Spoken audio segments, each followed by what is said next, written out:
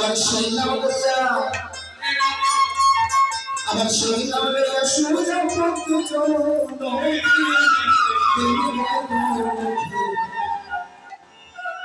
একবার হরে কৃষ্ণ হরে রাম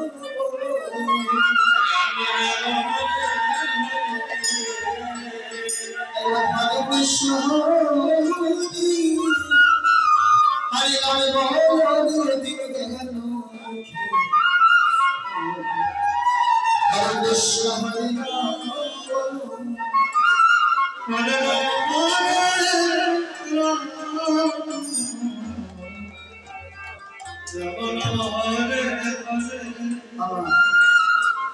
হরে কৃষ্ণ হরে নাম বলছেন যেই নাম সেই কৃষ্ণ ভজন নিষ্ঠা করি নামের সহিতে আছে আপনি শ্রী হরি। এই যে হরে কৃষ্ণ নাম আর নামের মধ্যে স্বয়ং ভগবান তার যত শক্তি আছে সকল শক্তি এই নামের মধ্যে নিহিত করে রেখেছেন। সকল শক্তি নামের মধ্যে নিহিত করে রেখেছেন অর্থাৎ নাম এবং নামের মধ্যে কোনো প্রভেদ নাই, নাম এবং নাম এক। দেখতে পাচ্ছেন হরে কৃষ্ণ হরে রাম আমি ভালো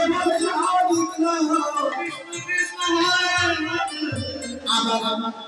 ওই নাম লইয়া সোজা পথে চলে হরে কৃষ্ণ হরে রাম হরে কৃষ্ণ হরে কৃষ্ণ হরে রাম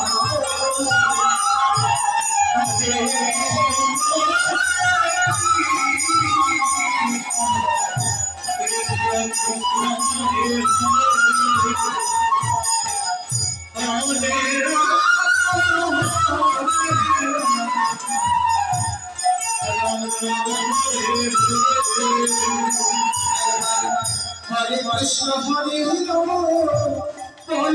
हरे राम हरे कृष्ण हरे राम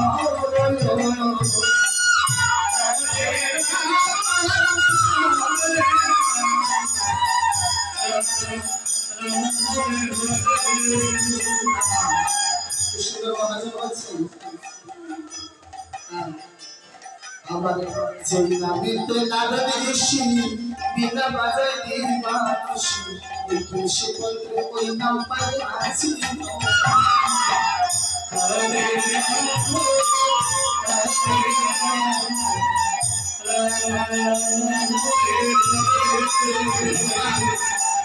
যেই নামেতে নারদ ঋষি বিনা বাজায় দিবানিশি তুলসী পাতা ওই নাম পাই আছি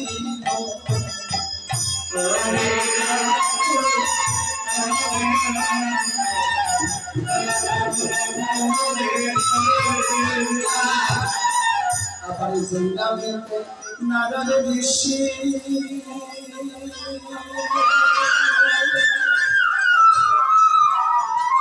বিনা বাজায় দিবানিশি তুলসী পাতা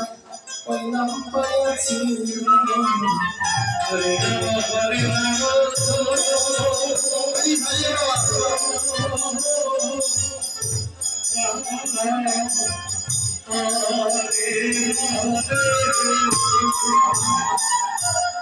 নারদ ঋষি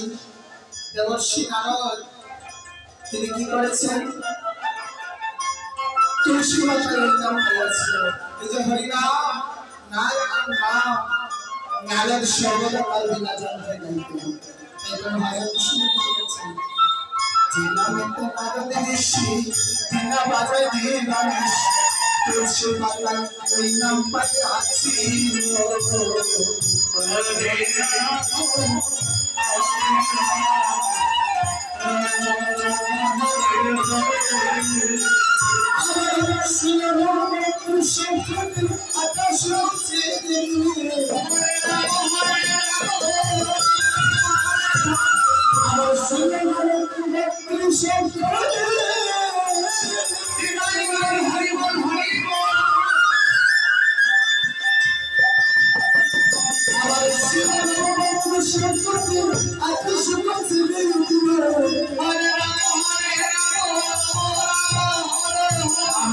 নাম লইয়া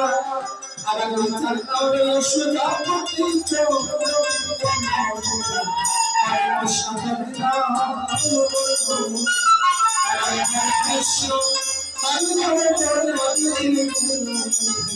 হরে কৃষ্ণ হরে রাম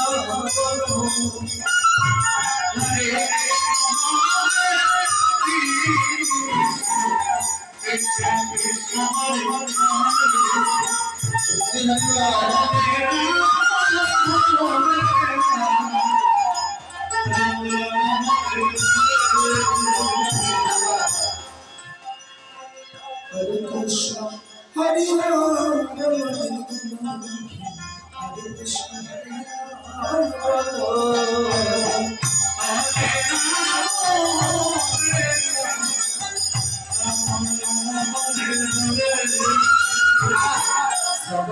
পুত্র ছিল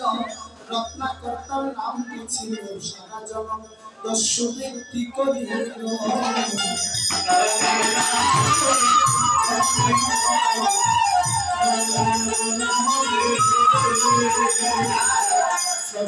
পুত্র ছিল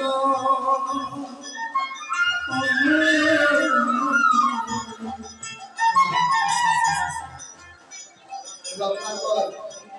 সেই দস্যু রত্নাকর যে কিনা সারা জনম করে দস্যু ব্যক্তি করে বেড়াতো সেই রত্নাকরের নাম শুনেছি রত্নাকর জয়নিতাই রত্নাকর কে ছিলেন জানেন দস্যু রত্নাকর সারা জনম দস্যু ব্যক্তি করে বেড়ায় জঙ্গলে জঙ্গলে লুটপাট করে ডাকাতি করে টাকা পয়সা লুট করে পাপ পাপ করে যখন একদিন ব্রহ্মা এসে তাকে দেখলেন ব্রহ্মাকে চাইবেন লুটপাট করতে সেদিন ব্রহ্মা বললেন রত্নাকর তুমি আমাকে লুটপাট করতে পারো অসুবিধা নাই আমার মনের কথা সব তোমায় দিয়ে দেবো অসুবিধা নাই কিন্তু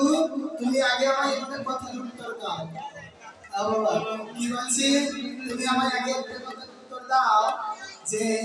তুমি যে এত দস্যু পাপ করছো কাদের জন্য করছো বলছি কেন আমি আমার পিতা মাতা স্ত্রী পুত্রের জন্য করছি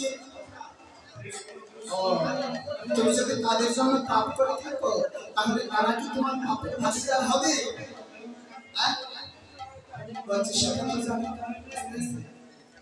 তখন বলছেন তুমি আমাকে এখানে রেখে বেঁধে তুমি মা বাবা স্ত্রীকে জিজ্ঞেস করো তুমি যে তাদের জন্য পাপ করছো তারা তোমার পাপের ভাগীদার হবে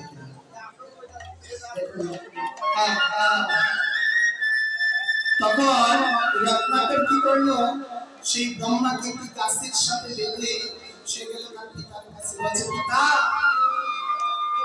আমি যে একটা পাপ করছি তোমাদের জন্য আস্তে আস্তে তার মা এবং বাবাকে জিজ্ঞেস করছে এই পাপের ভাগীদার কি তোমরা হবে না তোমরা বলছে কেন রে আমরা তোকে জন্ম দিয়েছি লালন পালন করে বড় করেছি এবার বৃদ্ধ বয়সী মা বাবাকে খাওয়ানোর দায়িত্ব ছিল এবার তুই চুরি করে খাওয়া ডাকাতি করে খাওয়া কর্ম করে খাওয়া সেটা তো আমরা জানি না তোর পাপ কেন আমরা দেব জানি তাই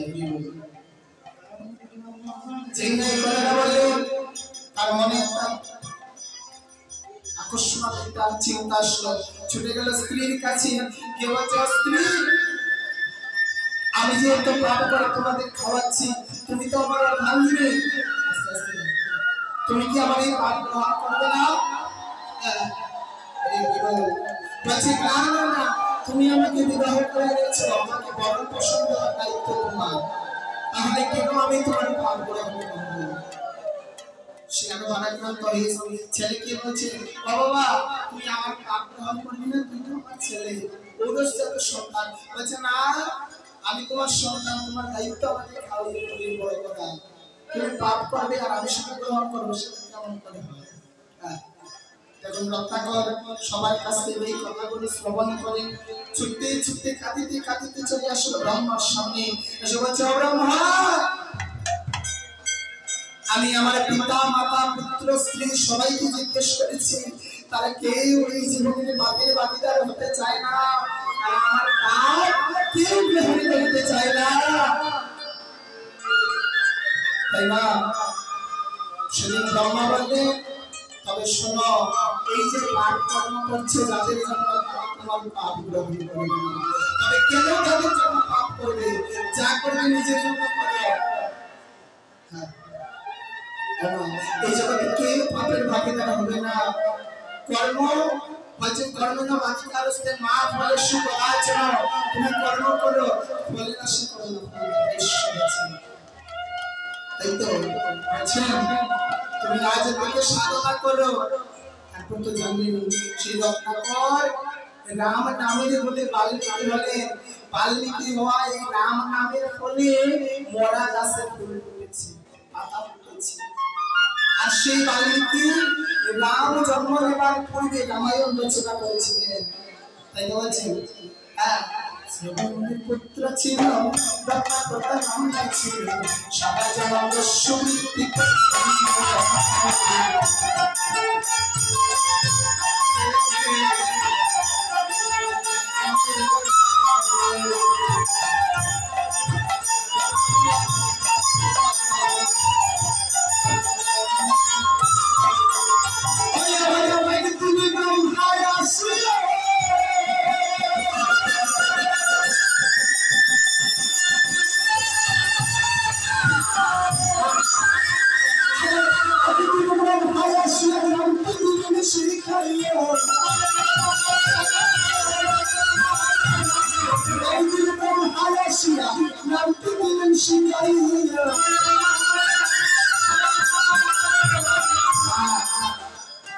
যেদিন ব্রহ্মা এসে নাম শিখালেন না,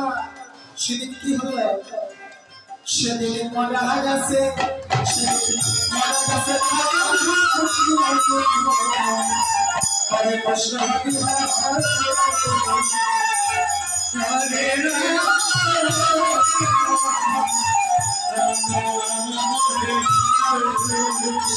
মরা গেছে, আবার মরা গেছে, মরা গেছে ভাবির ফুল ফুটে যাবে লিখবে হরে কৃষ্ণ হরে রাম, এবারে হরে কৃষ্ণ হরে কৃষ্ণ হরে রাম, হরি হরি